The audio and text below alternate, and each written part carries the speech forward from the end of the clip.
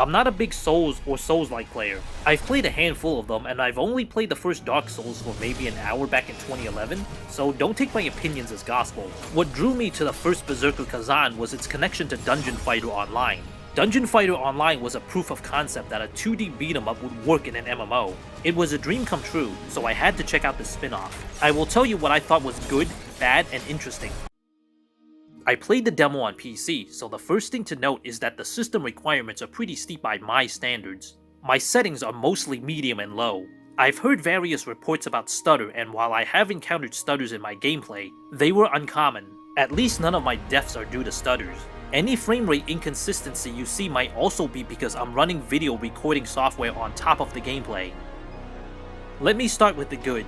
I like the combat. Even from the demo, I can see the game has a lot of moves and ways to create combos. You get 3 weapons, each with their own skill tree. The game has good defensive options to suit your playstyle.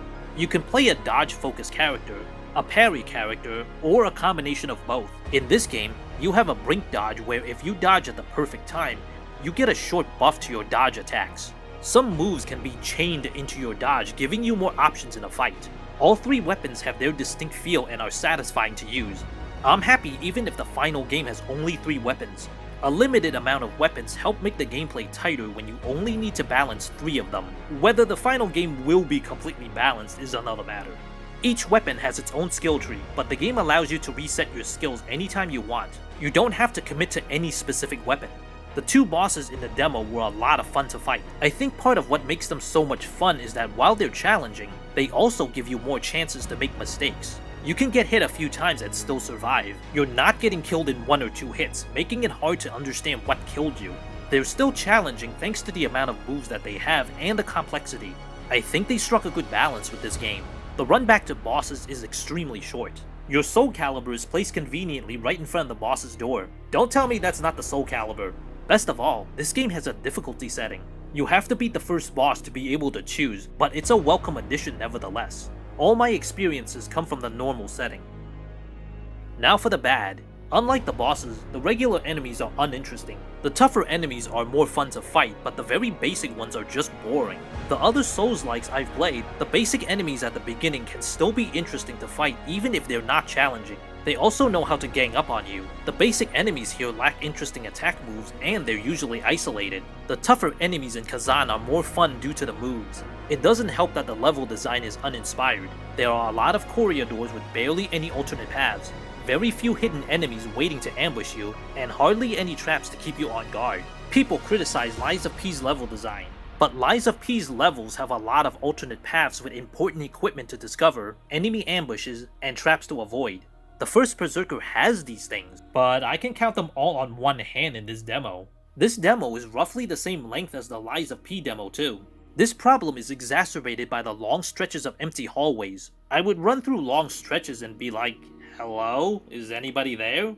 Where are the enemies? Remember how I complained about the pacing in Transformers Devastation in the last review? This is worse than that. At least in Devastation, I'm doing things for more upgrade items. Hopefully, the pacing issues are due to it being a demo. I doubt they can improve the level design in a few months, but they can at least add more enemies. This is what I found interesting. Interesting doesn't necessarily mean it's good or bad, just interesting. The game has a lot of loot. There's a potential to farm for gear because you can get set bonuses in this game. I think this was in the original Dungeon Fighter as well. I'm not sure if this will make the game grindier. I just beat the game by using whatever gear I picked up. I also picked up some items for crafting. Will this add more MMO crafting to the game or just typical Souls upgrades? In addition to having an easy mode, you can continue to gain experience in a boss fight even though the boss killed you. I didn't even notice this until my second playthrough. You can still level up after losing to the boss a few times. Could this add to the accessibility of this game for people too intimidated by this genre?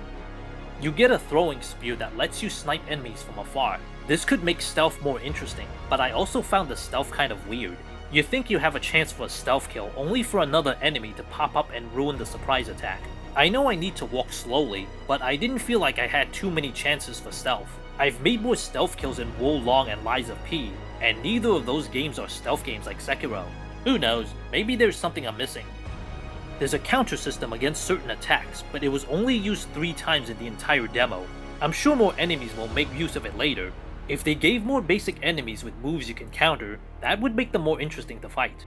In the end, I enjoyed the demo, but I can see room for improvement. The combat is excellent and they struck a good balance between punishing attacks and player survivability. The level design didn't impress me, but maybe the later levels are better. There's enough depth with the combat to make it stand out from what I've played. I think Souls and Souls-like players will get a kick out of this demo. I'm definitely curious to hear what Souls veterans have to say about this game. I won't be getting the full game due to the lack of time. I played the recent Dynasty Warriors demo and I didn't even have time to write up my thoughts. But I do want to talk about Dynasty Warriors and Romance of the Three Kingdoms based beat-em-ups later this year, so I will save my thoughts for later.